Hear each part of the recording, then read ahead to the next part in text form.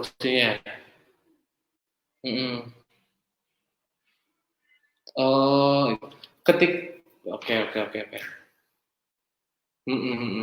Jadi ketika open PO, baru kemudian berjalan eh, produksi untuk produk tersebut gitu ya.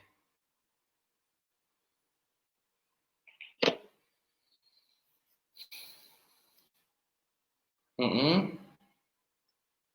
Hmm. Oke, oke, oke, oke. Berarti emang tetap ya, eh, walaupun belum tahu produknya akan diterima market atau enggak, tapi secara produksinya emang udah disiapin minimal 30% barangkali ya di belakangnya itu sebelum benar-benar. Mhm. Iya, iya, iya. Betul, betul. Mhm, mhm, mhm.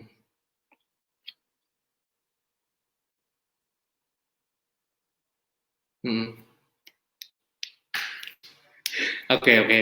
Sorry, wait dulu. Mbak bisa diklik nggak link yang dari saya ini? Kayaknya di Facebook udah mulai ada yang lihat.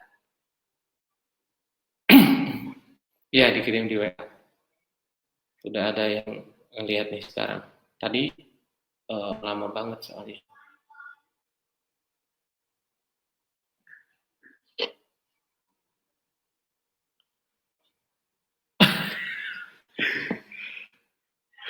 Gimana ini? Ini bisa nggak diangkat dulu gini? Nah, diangkat dulu gini, Pak. Nanti geserin, bisa lah. Oke, ya sambil nunggu teman-teman, sambil nunggu baniannya. Jadi nyonyo handmade ini apa tadi ya review sebentar. Nyonyo handmade ini karena dibuat langsung gitu, jadi dibuat langsung oleh pengrajin. Jadi kan tantangannya adalah misalnya gini loh, kalau teman-teman memproduksi satu produk yang itu misalnya ke penjahit, kalau penjahit kan nambah produknya itu bisa nambah apa? Bisa nambah produsennya, ya nambah maksudnya nambah pabrik atau nambah orang, nambah mesin itu berarti nanti akan otomatis jumlahnya juga akan bertambah. Nah kalau di handmade ini kan nggak semua orang bisa gitu, nggak semua orang bisa eh, apa membuat produk yang serupa, maka akan selektif banget gitu. Nah ini challenge di produk-produk kreatif ataupun produk-produk handmade. Oke, kita tadi udah bahas tentang runut runut produksinya. Ya ini kalau handmade berarti walaupun kita misalnya tuh nantinya buka PO, buka pre-order, tapi minimal 30% produknya itu udah diproduksi di awal. Ya sehingga ketika PO misalnya tuh membludak, kita tinggal ngejar sisanya yang 70%. Tapi ada pertanyaan selanjutnya setelah ini sebenarnya. Pertanyaan selanjutnya adalah kalau produknya nggak terserap. Gimana kalau produknya nggak terserap? Terserap market gitu, ataupun tidak terserap oleh reseller dan sebagainya ya. Maksudnya Mbak Nia misalnya tuh nyiapin produksi 1000 pieces. Berarti di awal udah ngeproduksi 300 pieces. Nah, ternyata ketika buka PO terserapnya kita katakan 250 pieces, berarti ada 50 pieces yang tidak terserap oleh market ataupun oleh reseller.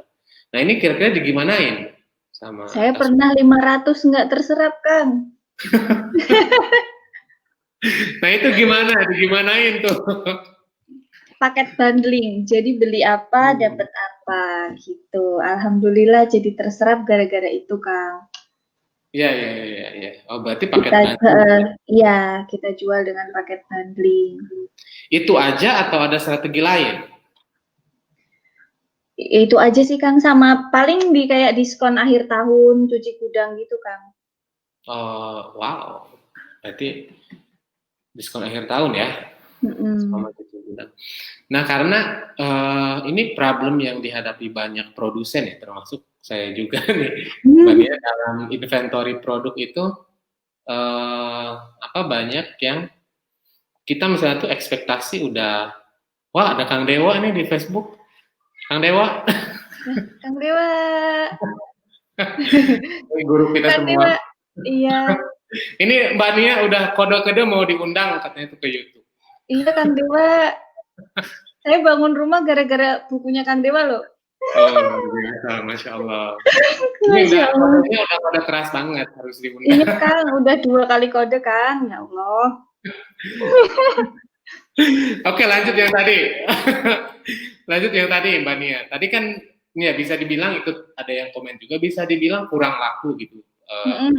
Ini kan hampir semua produsen pasti mengalami kayak gini ya, termasuk produk reject dan sebagainya, itu udah resiko banget jadi produsen gitu. Tadi Mbak Nia mungkin salah satu solusinya adalah produk bundling atau diskon akhir tahun, atau apa lagi ya tadi itu, cuci gudang ya. Iya, Kang. Nah, yang ingin yang ingin saya tanyakan juga, ataupun pertanyaan selanjutnya adalah, tadi kan ini bersangkutan dengan inventory. Nah, kita masuk ke pola yang keterserapan produk itu. Jadi Mbak Nia barangkali di tas Una pasti ada ini ya, ada persentase penyerapan oleh channel marketing atau channel distribusinya. Ini mayoritas Mbak terserapnya di tas Una ini oleh reseller atau oleh end user, atau gimana sih sebenarnya model bisnis di tas Una ini? Jadi kita fokus jualnya ke distributor, Kang. Kita nggak nge-retail gitu, nggak pegang reseller juga, sama distributor. Ada juga yang nyetok, ada yang langsung terserap semua. Jadi mereka hanya pesan sesuai yang dipesan oleh reseller dan juga agen-agennya gitu, Kang. Oh, berarti 100% emang ke distributor? Iya. Termasuk tadi maksudnya, termasuk produk bundling, termasuk diskon akhir tahun juga, itu berarti targetnya ke ini ya, ke distributor itu? Iya, Kang, tapi kan kita ajak distributor untuk bikin program itu bareng gitu. Jadi keluarnya sampai ke end user juga bundling. Oh, berarti berarti targetnya itu, target produk bundling itu adalah untuk end user. Tapi distributor itu kita ajak buat kerjasama, mungkin agar bisa ngeluarin produk bareng-bareng gitu ya, barangkali ya. Iya gitu, Pak. Kalau tadi bisnis modelnya langsung ya ke distributor, nggak ada ke end user sama sekali? Iya, di tas Una gitu, mulai 2019 apa ya. Awal-awal sempet, pokoknya awal-awal tuh berapa bulan sempet ke reseller juga gitu, Kang. Terus nggak lama, saya lupa berapa bulan gitu, langsung saya ubah fokus ke distributor aja. Oh, iya. Nah, dan ternyata setelah diubah langsung ke distributor, itu omsetnya makin meningkat. Oh, iya. Profitnya juga makin meningkat? Iya. Alhamdulillah. Itu, Kang. Menarik. Berarti justru ketika fokus ke distributor, omsetnya malah makin meningkat ya? Makin meningkat. Nah, ini kan yang menarik dari bisnis kemitraan itu, yang berbasis kemitraan adalah gimana caranya agar mitra kita, baik itu distributor, reseller, namanya ya, baik itu namanya distributor, reseller atau apapun, betah gitu ya, betah berbisnis ataupun bekerja bareng kita. Strategi dari Mbak Nia ini gimana kira-kira? Kalau dari saya sih rutin pembinaan, Kang.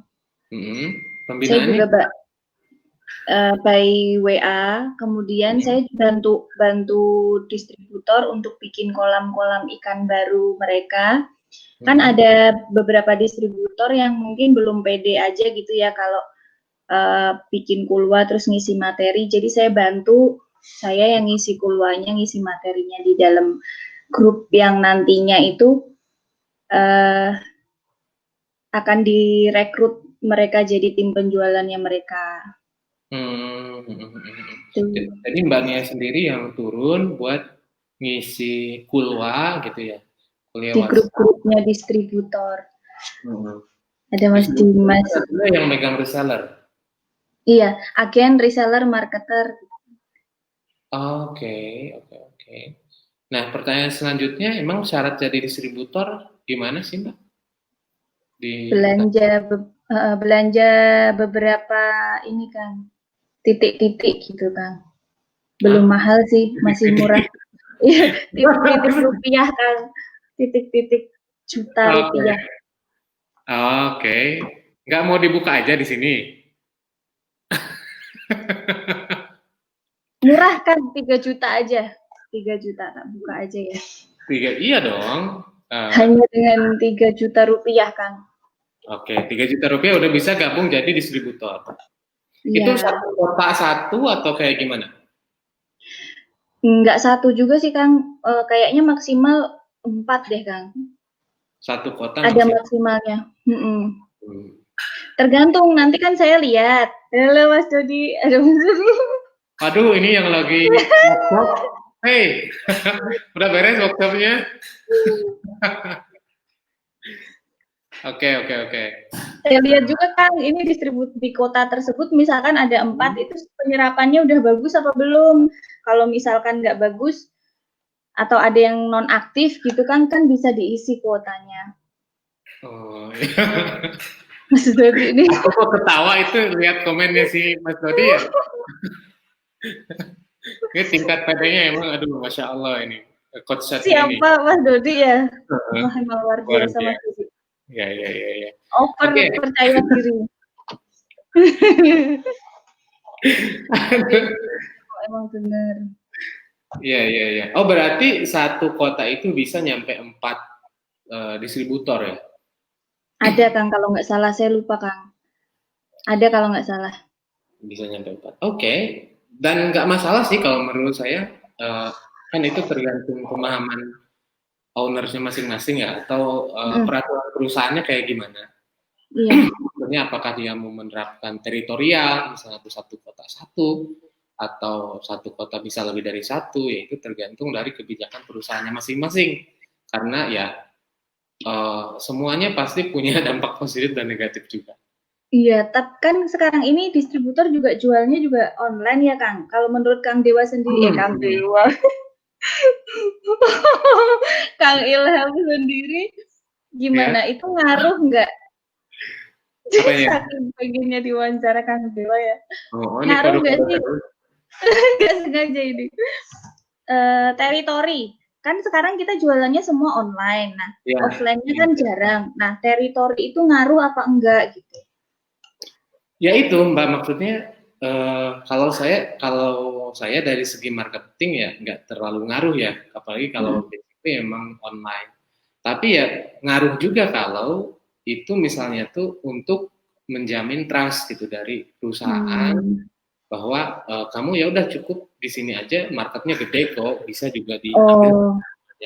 Dan itu kan memberikan kenyamanan ya ke distributor kita atau ke agen kita, bahwa nggak akan ada persaingan kalau di lingkungan kota tersebut.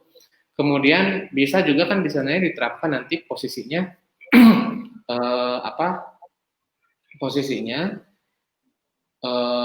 si distributor itu bisa benar-benar menggunakan teritorialnya untuk marketing, misalnya tuh apakah COD dan sebagainya, nyimpen produk di marketplace-nya Facebook gitu ya.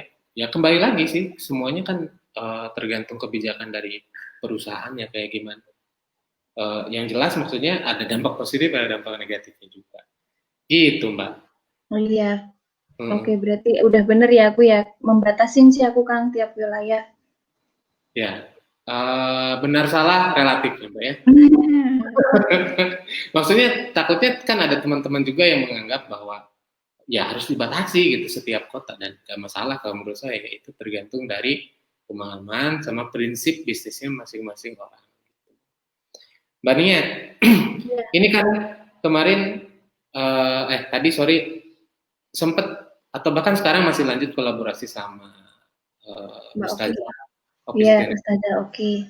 Kasih bocoran dong gimana sih caranya bisa komunikasi, bisa jalin kerjasama dan sebagainya sama public figure seperti beliau misalnya contohnya ya, kayak gitu Mbak Nia. Itu ceritanya tuh ada di YouTube-nya Mas Dodi, tapi aku ceritain singkatnya di sini ya. Itu berawal dari mimpi Kang. Jadi ngefans sama beliau, terus beli bukunya beliau, dan dari buku itu saya jadi berani bermimpi gitu. Awal pertama saya berani bermimpi gitu. Jadi saya jadi punya cita-cita pengen suatu hari tuh ngundang beliau ke Semarang sebagai pembicara gitu, kayak saya bikin acara, beliau yang menjadi pembicaranya gitu. Mas Dodi ini bikin aku nggak konsen deh. Biarin lewat aja. Biarin aja deh. Terus kan dari situ saya kayak ngirimin beliau produk, tapi bisa ngirimin beliau produk tuh ya ada ceritanya tersendiri. Jadi ternyata salah satu pelanggan Nyonyo Handmade ada yang temennya Mbak Oki gitu. Jadi lewat orang tersebut namanya mahasiswa, saya ngirim produk untuk Mbak Oki. Beberapa kali ngirim produk, terus produknya ternyata dipakai untuk photoshoot kehamilan, untuk acara akikah gitu-gitu. Terus setelah itu memulai mimpinya itu tahun 2013. Terus bisanya ketemu langsung 2019. Wow, lama ya? Berapa tahun ya? 5 atau 6? Dari 2012. 2013. 2013. Ya, 6 tahun kan. Nah, itu ketemunya aja juga ceritanya juga sangat menarik tuh, Kang. Gimana? Sampai kolaborasi ya, singkatnya sampai bisa kolaborasi. Sampai kolaborasi, ya. Akhirnya kan ketemu, terus ketemu Mbak Oki, saya memperkenalkan diri, halo Mbak Oki, saya Nia yang waktu itu pernah ngirimin bantal gitu. Terus si Mbak Oki bilang, oh bantal yang fenomenal itu gitu. Wow. Jadi setelah itu saya ajak Mbak Oki untuk Mbak Oki, saya mau nggak saya jamu makan malam sebentar, itu di bandara Kang, di bandara. Nah ya udah makan malam, terus saya kasih hadiah kan produk-produk baru saya. Pas lihat-lihat produknya itu Mbak Oki langsung tertarik mau kerja sama. Jadi ceritanya gitu. Oh iya. Jadi pas ketemu, ibaratnya pas ketemu Mbak Oki jadi inget saya tuh kan gara-gara sebelumnya saya pernah ngirimin hadiah ke beliau. Jadi bukan yang tadinya nggak kenal sama sekali gitu. Jadi udah kayak nanemnya dari 2013, 2014 itu. Nah justru sebenarnya yang kayak gini ya, yang jadi praknya gitu. Jadi ketika kita itu ketemu, saya jadi ingat ya kata-kata Nadim itu, kata itu momentum itu naik turun gitu. Jadi kita harus ngambil momentum di waktu terbaiknya. Nah, barangkali momentum persiapan Mbak Nia ini kan dari 2013 gitu ya.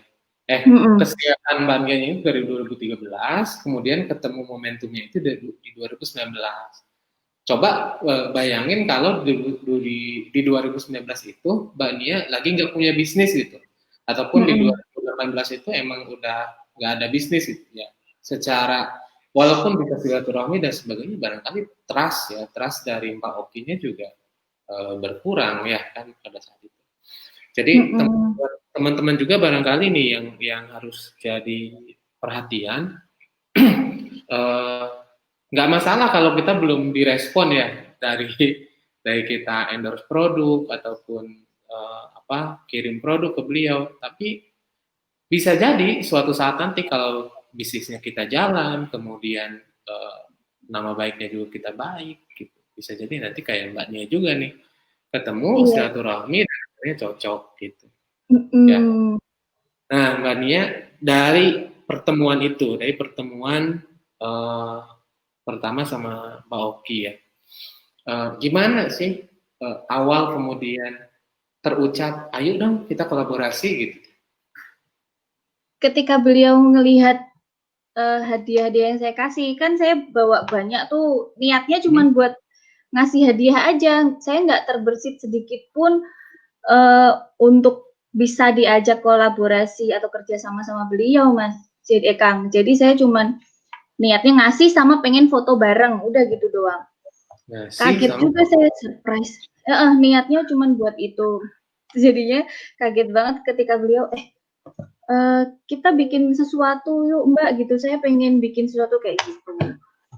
Terus aku tuh, terus kemudian meetingnya berlanjut. Saya nyamperin Mbak Oki ke Jakarta karena itu udah waktunya udah nggak cukup kan, udah harus segera kembali ke Jakarta. Oke. Jadi terbang ke Jakarta dari Semarang.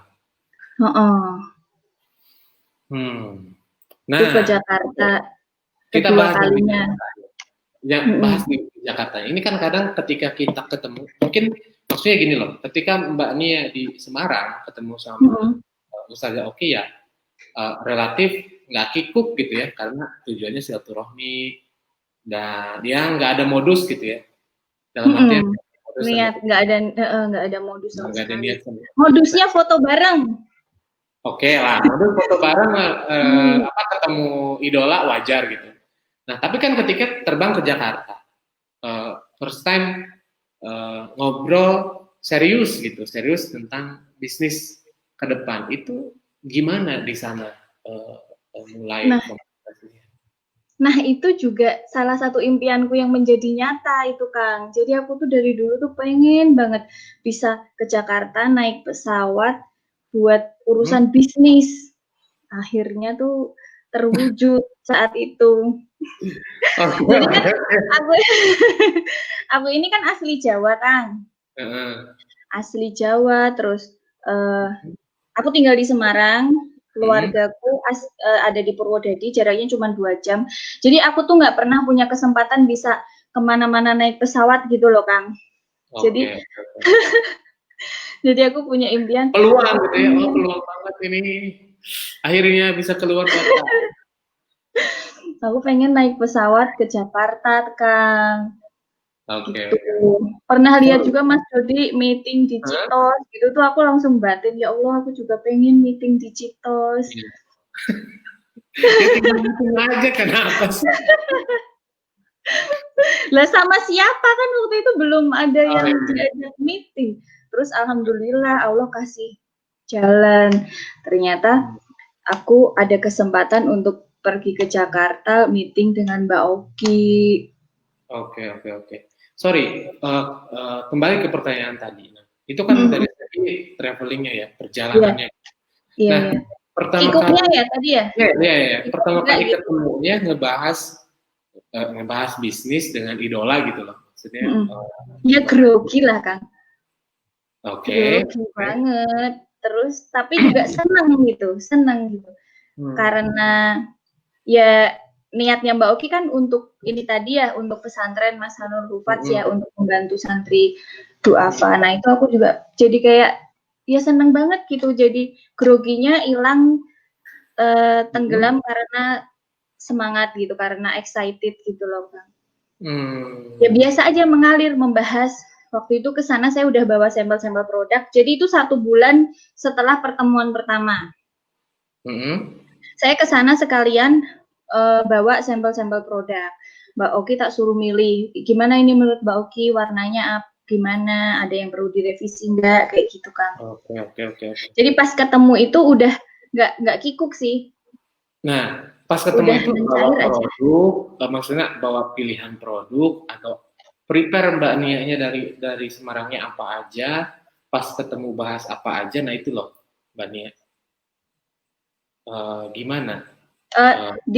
Setelah pertemuan pertama kan tukeran nomor handphone. Jadi lewat telepon, lewat chat itu saya udah cari tahu, udah ada kisi-kisinya Mbak Oki mau yang kayak gimana modelnya. Jadi ke sana saya bawa sampel-sampel produk yang tinggal paling direvisi sedikit-sedikit aja. Oke. Oh iya. Nah itu kan jadi lebih pas ini ketemu, ya. Jadi pas ketemu kan udah cair, Kang, nggak terlalu kikuk. Iya benar. Jadi emang udah ada niatan dari keduanya ya, Mbak. Jadi nggak perlu mengajukan proposal atau gimana, enggak, karena udah emang dari awal udah, iya ayo kita bikin, gitu. Udah pasti bikin gitu loh, Kang. Ya, ya, ya, ya. Ya, menarik nih. Ada MOU-nya nggak sama Ustazah Oki?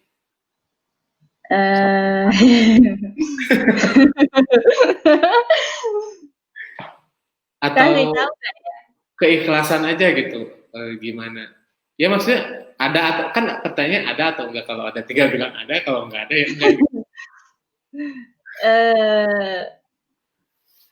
Belum Kang, jadi saya udah ini tapi belum ini, tapi nggak apa-apa lah. Ya berarti kan evaluasi maksudnya supaya lebih enak kan gini ya, maksudnya profesional itu lebih enak gitu justru. Kalau nanti menanti yang nggak pasti. Tapi sejauh ini Kang nggak ada masalah sih sejauh ini. Berjalan ya, dengan baik aja. Adanya MOU itu kan mengantisipasi kalau ada masalah. Kalau justru harus dibuatnya ketika baik-baik aja, bukan ketika ada masalah. Repot dong nanti kalau udah ada gitu. Ya, tapi masukan aja sih, tapi bukan berarti jadi penekanan ya. Itu kan pilihannya ya, dengan Ustazah Oki juga. Next ya. Mbak Nia sekarang di timnya ada berapa orang sih di Tas Una, kemudian di tim ya yang digaji. Yang digaji. Ada berapa kurang dari 15 kan? Lebih dari 10. Iya. Oh, banyak dong, alhamdulillah. Sedikit dong. Lah, 10 orang itu, 10 orang, satu orangnya itu kan menghidupi satu keluarga. Satu keluarga, misalnya 2 orang aja suami istri sama anak. Kali 3 aja, 30 berarti yang ya kita, belum kalau yang keluarganya berlima dan sebagainya, ya Masya Allah bermanfaat. Jadi seberapapun jumlah yang dengan wasilah bisnis kita gaji ya, harus disyukuri. Berarti ada perut yang dikasih makan melalui wasilah bisnis kita. Keren banget. Kalau perusahaan sekarang dikelola siapa aja? Mbak Nia dengan adik, dengan suami, atau gimana? Dengan suami. Pembagiannya gimana? Pembagian jobnya? Suami di bagian produksi, saya cenderung ke yang marketingnya Kang, sama ke pembinaan tim, pembinaan DP gitu-gitu. Suami saya untuk yang di bagian produksi sama pengembangan produksi gitu Kang. Saya suka nambah-nambah mesin gitu-gitulah dia. Jadi kita kerjasama. Karena memang suami saya juga nggak bisa kalau disuruh di marketing atau apa. Dia memang lebih tertariknya di bagian produksi kebetulan Kang. Oh iya, wow. Berarti jadi melengkapi ini kebetulan. Iya dong, harus saling melengkapi. Couple-planner harus saling melengkapi, bukan sama-sama di bidang yang sama. Luar biasa. Tapi berarti maksudnya kan yang penting ini ya, nggak ada tempat kerja yang enak kan prinsipnya, tapi kita bisa menciptakan tempat kerja yang bahagia gitu ya, senang. Artinya kalau suami dan Mbak Nia senang dengan masing-masing jobnya, ya itu nggak ada masalah sama sekali gitu, asal tentu tahu tujuannya mau dimanain perusahaannya. Kayak gitu. Nah, sekarang pertanyaannya adalah, kalau tadi udah pembagian job, inovasi apa aja sih yang membuat Tas Una sampai sekarang bisa eksis gitu ya, dan bisa apa ya istilahnya itu, kita bilang bukan kompetisi juga, maksudnya bisa sustain gitu, sustain sampai sekarang. Inovasinya apa aja menurut Mbak Nia sendiri? Dari model tasnya sama desainnya sih Kang. Jadi modelnya kita juga harus ngelihat apa sih yang lagi disenengin sama target market kita gitu. Apa kira-kira yang disenengin. Kan itu kayak kita percobaan terus ya selama ini, kayak kita meneliti sendiri, menganalisa sendirilah. Kemarin pas ngeluarin produk ini, cuman tembus segini. Pas ngeluarin produk yang ini bagus. Berarti dari situ kita mulai bisa melihat lah pasar kita tuh suka yang tipikal model kayak apa gitu. Kalau untuk dari segi model dan ininya ya, kita tentu saja mengikuti pasar dengan menambahkan keunikan dari produk kita tadi ya, dengan desain-desain yang ada tulisan penyemangatnya gitu-gitu kan. Terus untuk gimana, dilanjut dulu Mbak Nia?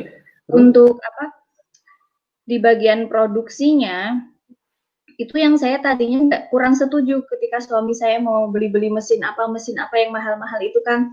Sebenarnya saya kurang setuju, saya mikirnya gini, aduh nanti maintenance-nya gimana gitu kan. Udahlah mending misalkan dulu gambarnya ya, mending ngeprint di ini aja lah, di luar aja, kita udah bebas, nggak gaji karyawan, nggak mikir kalau mesinnya rusak dan lain-lain, soalnya kalau rusak kan mahal juga itu ininya. Tapi ternyata itu berbulan-bulan tuh ini, terus akhirnya saya ya udah deh, saya nurut kan sama suami. Ternyata setelah punya mesin sendiri, nah itu malah menekan cost, malah nambah profit. Wow, oh iya dong. Iya, jadi kan awalnya saya kan kayak ribet amat gitu kan Kang. Iya. Ribet kalau semua kita produksi banget gitu loh, kan dulunya kita cuman jahit aja. Kita cuman jahit yang untuk gambarnya itu kita lempar keluar gitu. Ternyata setelah punya mesinnya sendiri, cepat juga balik modalnya, modal untuk beli mesinnya itu. Wow. Menekan cost ternyata gitu. Iya. Bagus nah, dong. Untuk pengembangan yang seperti itu ternyata ya memang pemikiran laki-laki ya yang lebih unggul, namanya juga perempuan logikanya kurang gitu kan, kita cuma pakainya perasaan gitu. Jadi memang di usaha ini peran suami saya sebenarnya tuh di belakang layar sangat penting gitu. Jadi saya tuh gasnya, dia remnya gitu kadang. Oh gitu ya, sih bisa. Dia tuh anti banget. Dia anti kamera. Anti kamera. Sama. Suami saya tuh anti kamera, nggak mau tampil. Aduh, ya sama sih, tapi saya maksain. Dia nggak mau. Oke. Mbak Nia, ini kayaknya seru banget ya, pembahasan makin malam makin hot. Tapi ini ada pertanyaan, sorry, teman-teman yang mau bertanya silakan dari sekarang ya, nanti ditanya satu. Ini ada yang bertanya dari Teh Yuyun.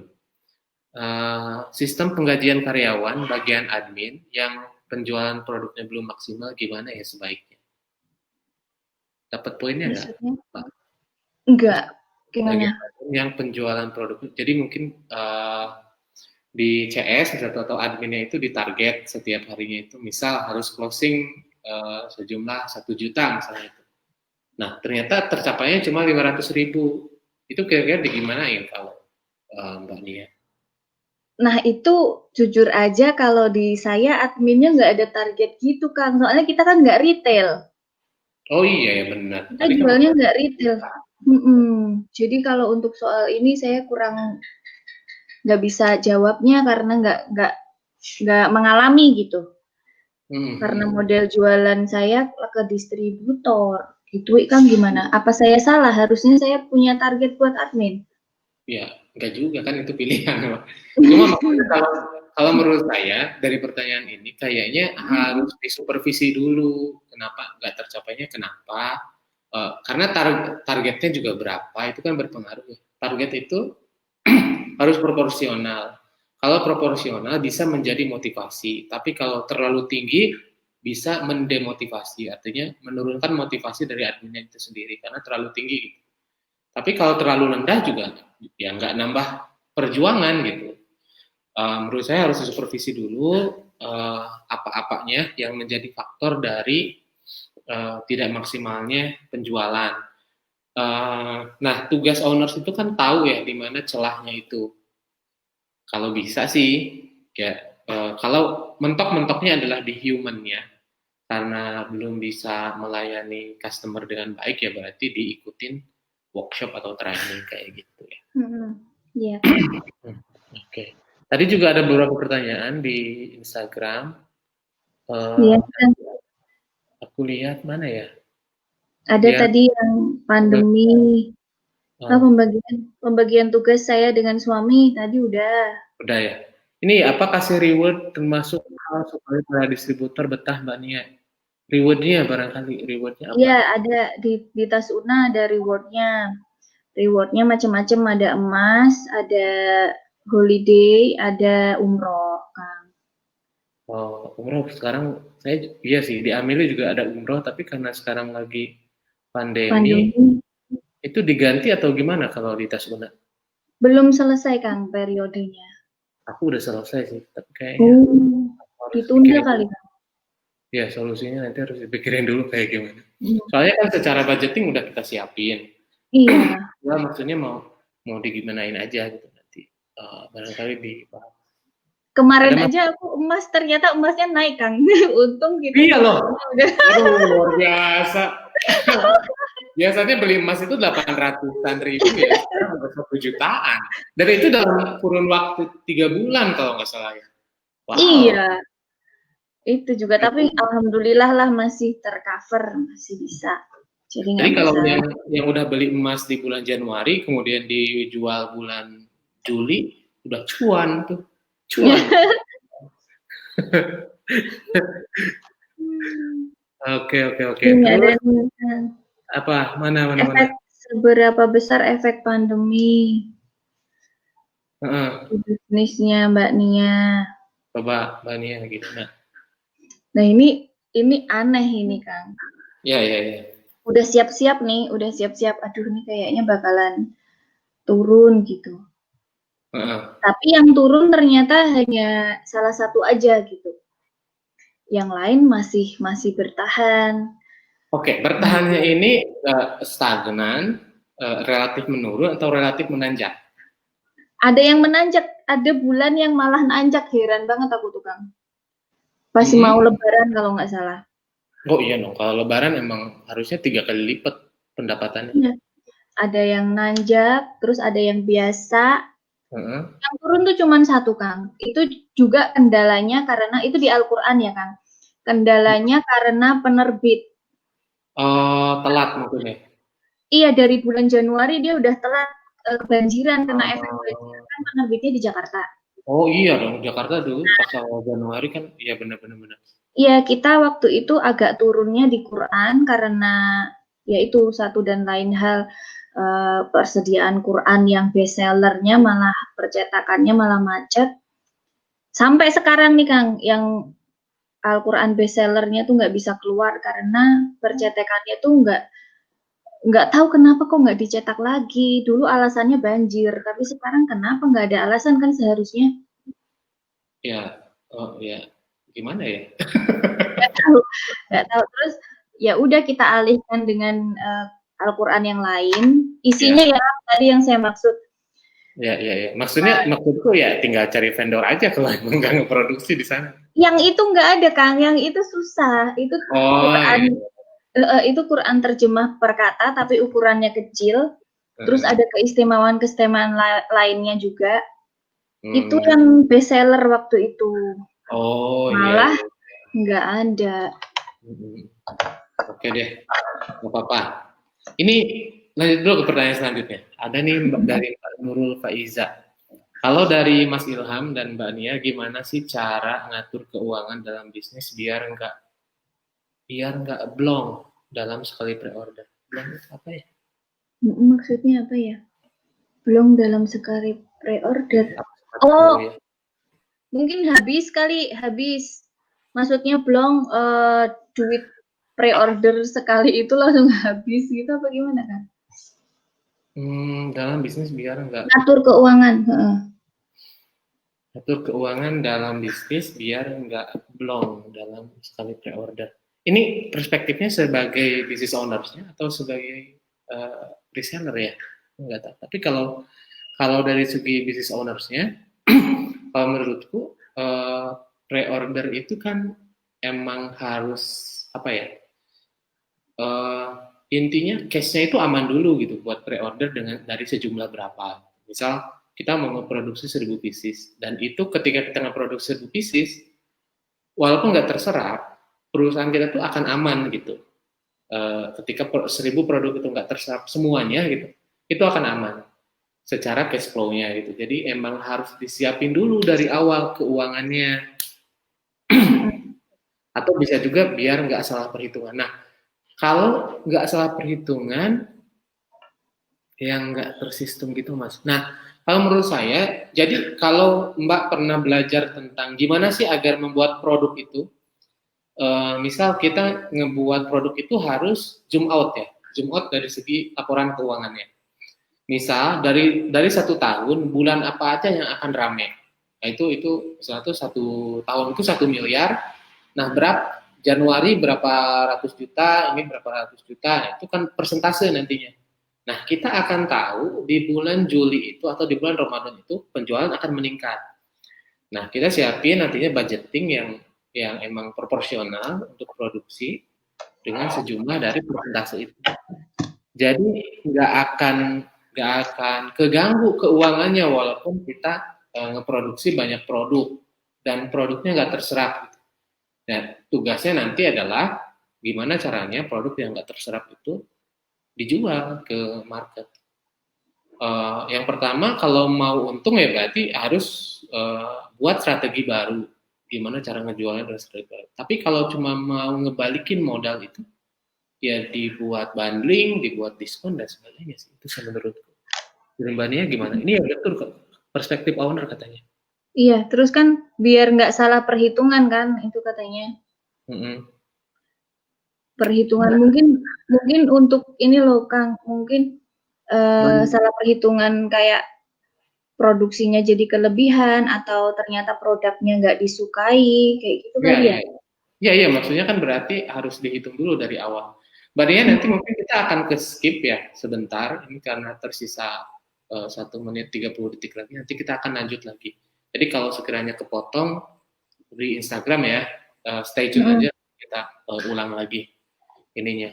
Nah, berarti kan ya itu harus dihitung dulu laporan keuangan di awalnya ya.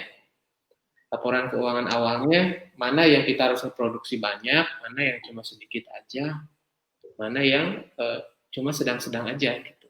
Itu sih menurutku. Sama diamati kan customer kita, produk terlaku kita tuh apa. Iya. Terus warna apa, kan bisa diperhitungkan dari PO-PO sebelumnya juga sih. Kita bisa ramal-ramal dari situ. Kan kadang kita harus bisa meramal juga ini. Bisnis itu ada agak-agak ramal-ramalannya ya Kang. Iya, betul banget. Iya. Nggak ngeramal juga sih, kita baca data. Ya, perkiraan kan. Barangkali perkiraan yang bisa kita buat dalam periodik waktu tertentu gitu. Ya, nanti akan dilanjutkan dengan pertanyaan dari Mbak Anita Safitri. Kalau bisnis plan atau strategi dibuat di awal tahun, ya di awal tahun, iya. Kalau strategi ya berarti sebelum kita main, sebelum kita perang. Akhir tahun sih biasanya, akhir tahun. Akhir tahun evaluasi untuk strateginya untuk di awal tahun. Oke.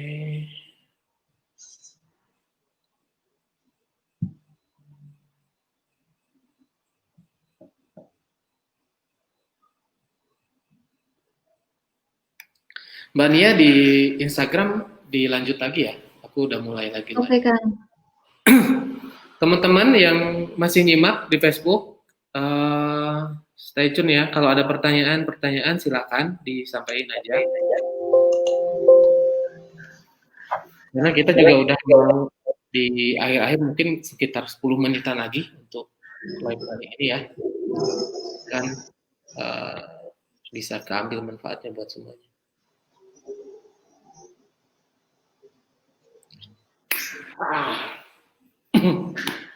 Yang di Facebook ada pertanyaan lagi nggak? Wah, ini dari siapa aja yang udah hadir ya? Mas Abdul, Kang Dewa, Kang Rusman, kemudian Kang Tommy, Kang Anang, Kang Ibnu. Ya, ini bentar. Save dulu. Oke. Sambil menunggu. Apa dulu? Wah, Kang Wahyu nih, kelas berat nih Kang Wahyu. Suseno. Teh Yuyun, makasih udah nyimak. Mbak Irma, Mbak Irmawati. Ini Cikgu. Apa ya? Seniornya di Mitra Amili ini kalau.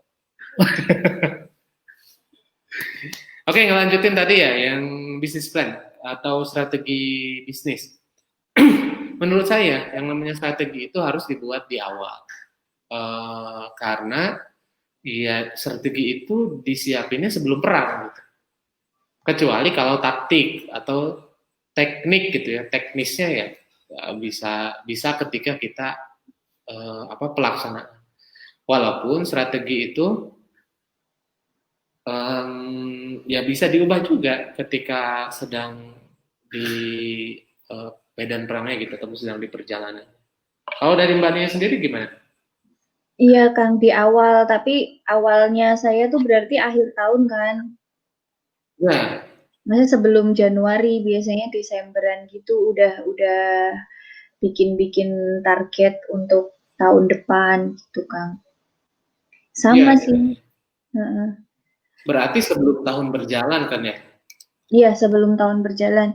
Terus pas di jalannya kita kan nggak tahu nanti ada apa gitu. Misalkan kayak pandemi kayak gini, kita kan nggak tahu ya ternyata ada pandemi. Nah itu fleksibel aja sih terhadap bagaimana caranya. Yang penting tuh gimana cara target bisa terwujud gitu. Jadi misalkan di Desember kita udah bikin strategi mau ini, bikin planning ini, tapi ternyata ketika berjalan planning itu tidak memungkinkan untuk dilakukan, ya kita bisa ganti. Iya, betul. Dengan cara lain itu. Kata Kang Dewa, fleksibel terhadap cara. Iya. Benar banget. Fleksibel terhadap strategi dan harus kaku terhadap goal.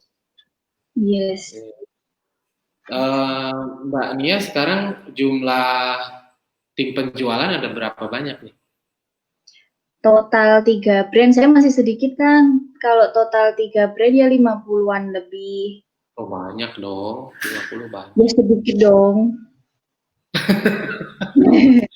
Ya kalau perbandingannya dengan yang banyak jadi sedikit, perbandingannya dengan yang sedikit jadi banyak. Tergantung mau ngambil sudut pandang mana. Tapi kalau mau ditambah harus lebih banyak ya. Iya, kapasitas produksi juga harus ini mampu kalau luar biasa sih. Nah, ngomong-ngomong mengenai distributor ini, barangkali ada diskon atau potongan harga buat jadi distributor tas Una. Gimana sih, Mbak Nia? Kalau di Facebook aku udah cantumin ya nomor Mbak Nia, kayaknya itu kegedean yang mana ya? Sorry. Suara di sini nih. Udah. Oke. Nah, aku udah cantumin kalau di Facebook, ini WA-nya Mbak Nia bagi teman-teman yang mau gabung jadi resellernya, distributornya tas Una. Nah, silakan WA aja ke nomor yang tercantum. Ini kelihatan ownersnya, kalau mau tanya-tanya dan sebagainya, bahkan mau sharing juga silahkan. Leluasa ya, WA yang ini. Iya. Oke gitu. Follow IG-nya ya, teman-teman. Oh ya, IG-nya apa? @nia_nyonyo.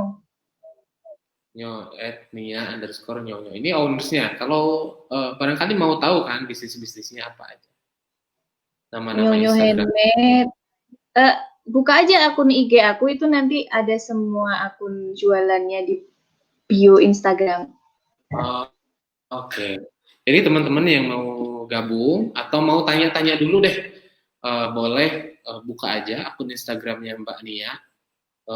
Instagramnya @nia_nyoo_nyo. Ya, nyonyo. Jadi cari, kemudian NYOONY. Ya, benar nggak? NYOONYO. Benar ya? Benar. Iya. Benar. Nah, ada promo nggak, Mbak Nia, buat gabung jadi distributor? Khusus yang ikut live ini, barangkali ada. Kalau nggak ada juga nggak apa-apa sih. tembakan mendadak ini Kang. Belum disiapin Kang, belum disiapin. Tapi udah ada dong. Nanti kalau ada yang ngechat barangkali udah disiapin ya ininya khususnya. Ya, besok dijawabnya besok ya teman-teman di jam kerja. Buat yang pengen tahu berapa diskonnya, bagaimana ketentuannya, chatting aja, tanya-tanya dulu aja. Oke, tanya dulu aja katanya. Itu ada satu pertanyaan ini terakhir ya, teman-teman. Ada satu pertanyaan terakhir. Ini aku penasaran katanya Nyonyo itu panggilan sayangnya Mbak Nia dari keluarga apa gimana sih? Oh iya, berarti latar belakang milih nama itu dari mana? Nama Nyonyo Handmade itu dari nama panggilan. Jadi dulu panggilannya tuh si Nyonyo gitu Kak. Nyonyonya tuh dari SMA sih, dari temenku sebangku waktu SMA kelas 1, Nyonyo, terus kebawa deh. Terus aku tuh orangnya tuh sebenarnya nggak terlalu ribet Kang. Jadi mau bikin usaha terus namanya apa ya? Ya udah deh Nyonyo Handmade gitu. Terus yang tas Una juga aku tuh nggak terlalu ribet. Jadi gimana caranya ini cepet jualan, cepet dapat duit gitu yang aku pikirin. Tas Una juga kan produknya udah ada. Terus sama suamiku, apa ini namanya biar cepetan bisa launching gitu kan. Bingung apa ya? Ya udah anakku yang pertama panggilannya Una. Ya udahlah Tas Una. Tapi dari pengamanannya di hakinya dan sebagainya udah diproses dong? Udah Kang, proses. Aman, udah terdaftar. Proses. Ya, maksudnya udah daftar, tinggal aman. Atau belum sama sekali gitu. Hati-hati dong. Oh, aku ini ya keceplosan. Aduh. Tinggal menunggu sertifikat berarti ya? Iya. Ya, yang jelas sudah terdaftar, jadi aman ya, aman, nggak ada yang menggugat, tinggal nunggu sertifikatnya biar aman. Oke, gitu. Karena kalau aku justru ketika mulai usaha itu, kalau sekarang ya, kalau dulu ya, emang tinggal mulai aja. Kalau sekarang justru harus banget cek dulu nama itu di Haki. Jadi cek dulu di Dirjen Hakinya, kemudian cek websitenya, domainnya, .com-nya masih ada atau enggak. Iya, aku juga sih Kang. Sama ya. Media sosialnya dan sebagainya aku cek lagi satu persatu. Kalau aman, berarti ini aja namanya nih. Baru belum di launching juga. Pada saat itu ngedaftarin dulu mereknya, nunggu sekitar 1 bulan. Kalau udah aman, udah keluar tanda daftar, baru biasanya ya launching ya. Atau ya nggak di launch juga. Kalau produknya belum siap, ya nggak di launch dulu. Gitu. Yang penting ini dulu ya Kang. Ya diamanin dulu namanya. Karena menurutku ya apa ya, nama tuh berat juga gitu. Apalagi kemarin ada kasus yang Bensu ya, lumayan juga gitu. Pusing mikiran. Jadi daripada daripada nanti nyesel, daripada pusingnya nanti, mendingan pusingnya di awal pas kuat. Gitu. Bener Kang. Tapi waktu itu aku tuh yang aku sorotin tuh maksudnya kan harusnya nama itu dipilih sesuai dengan persona brandnya dan lain-lain. Nah aku tuh nggak terlalu mendetail mikir ke situ gitu loh Kang. Iya. Kayak tas Una ya udah kayaknya cocok deh, ya udah deh. Iya sih, itu juga nggak masalah. Yang penting mulai aja kan, yang penting dapat profit gitu, dapat keuntungan. Oke, Mbak Nia, alhamdulillah ini kita sharingnya udah panjang banget, happy juga. Bagi teman-teman juga yang ngedengerin ini, semoga bermanfaat ya sharing-sharingnya. Barangkali ada closing statement dari Mbak Nia buat teman-teman semua. Ya, buat teman-teman semua, kalau dari aku, kita tuh harus terus menjaga semangat, jangan menyerah. Misalkan awal kita memulai terus belum berhasil, itu jangan terus berhenti. Pokoknya terus aja dicoba, kita nggak akan tahu langkah yang mana yang merupakan pintu rezeki kita gitu. Jadi kita coba aja melangkah terus. Gitu kan. Kayak pengalaman-pengalaman aku sebelumnya itu Kang, yang kayak Mbak Oki dan lain-lain, aku nggak tahu langkah yang mana yang bisa mempertemukan aku dengan Mbak Oki gitu ya. Kalau aku berhenti, Coba kalau aku berhenti dari tahun 2013 itu aku nggak ngirim-ngirim terus nggak ada respon dan lain sebagainya, aku berhenti, ya udah nggak akan terbuka kesempatan di tahun 2019 itu. Yes, betul banget. Iya, iya. Ya. Jadi konsisten berarti ya kan? Kita harus konsisten. Ya, konsisten, inovatif, Ya. kreatif, ya itu resiko ya. Terus gimana? Kita harus pandai-pandai memotivasi diri kita sendiri. Jadi kalau misalkan semangat itu pasti bakalan naik dan turun, pasti ada. Pas turun nggak masalah, normal. Yang penting kita bisa mampu bangkit lagi, cari cara gimana kita bisa bangkit lagi semangatnya, ingat-ingat apa yang ingin dicapai dan lain sebagainya. Wow, ya, inspiring banget. Dan menurutku bener banget ya tadi yang disampaikan. Jadi ingat banget aku sama quotes-nya dari Top Itipat yang punya Taukainoi. Dia bilang bahwa di akhir filmnya itu, jangan menyerah apapun yang terjadi. Jika kamu menyerah maka habislah sudah, gitu ya. Jadi teman-teman tetap semangat. Rintangan itu ya bumbu dalam kita berwirausaha. Jangan berharap enak gitu kalau jadi pengusaha, ya emang resikonya adalah punya tantangan-tantangan kayak gitu. Jadi tetap dalam pendirian ya, kemudian terus survive juga, apalagi di masa pandemi ini. Justru kita diuntungkan sebenarnya di pandemi ini. UMKM bisa menunjukkan jati dirinya di hadapan negara, di hadapan masyarakat, bahwa kita yang bisa survive di masa-masa kayak gini dan bisa menjadi wasilah ya buat yang lainnya. Mbak Nia, sekali lagi terima kasih waktunya atas sharing kali ini. Mudah-mudahan next time bisa sharing lagi, bisa berbagi. Jangan bosan ya. Enggak sih, makasih itu Mbak Irmawati, didoain tuh Kang. Iya. Semoga selalu, amin. Kurang lama kan? Kurang lama ya, kalau lama kan nanti ada lagi. Nanti insya Allah ada momen lagi ya, mudah-mudahan. Ya. Terima kasih loh Mbak Nia udah sharing-sharing di sini. Sama-sama, makasih juga Kang atas kesempatannya. Dan yang terakhir dari saya, bagi teman-teman yang mau daftar jadi distributornya tas Una, Nyonyo Handmade, ataupun bisnis kolaborasinya Mbak Nia sama Ustazah Oki Setiana Dewi, buka aja Instagramnya Mbak Nia, @nia__nyonyo ya, NYOO ya. Jadi banyak peluang sebenarnya di masa pandemi ini, di dunia digital yang super apa ya istilahnya itu, super cepat gitu. Jadi gimana agar kita bisa nyesuaiin atau adaptasi dengan dunia. Percaya teman-teman, nyari duit itu gampang. Kalau kita mikirnya gitu, ya pasti semua akan gampang. Kalau kita udah memagerin pikiran gitu ya, nyari duit susah gitu ya, bakalan susah beneran. Percaya, nyari duit itu mudah, caranya banyak banget, apalagi dengan media online saat ini, itu harus dimanfaatkan. Semangat! Semangat. Oke, Mbak Nia, terima kasih. Sampai ketemu lagi ya. Salam buat keluarga. Salam buat Una dan adiknya sama calon bayinya juga. Ya, salam buat Teh Ami. Insya Allah nanti disampaikan. Mbak Nia, close, tutup dulu ya. Ya. Assalamualaikum. Assalamualaikum warahmatullahi wabarakatuh.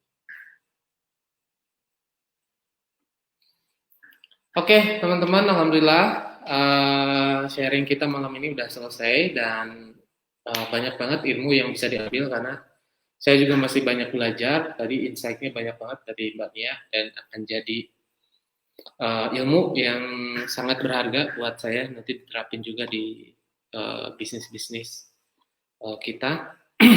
Teman-teman jangan lupa dukung terus event kayak gini,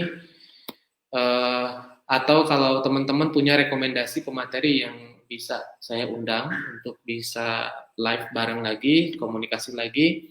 Intinya kita saling support, mudah-mudahan bisa membuka banyak peluang buat teman-teman ya, membuka banyak kreativitas buat kita semua. Kurang lebihnya, mohon maaf, saya mohon undur diri teman-teman. Jangan lupa kasih komentar-komentar ataupun masukan-masukan di mana aja, baik melalui DM ataupun komen. Sekali lagi terima kasih yang udah nyimak. Sampai ketemu di live bareng selanjutnya. Assalamualaikum warahmatullahi wabarakatuh.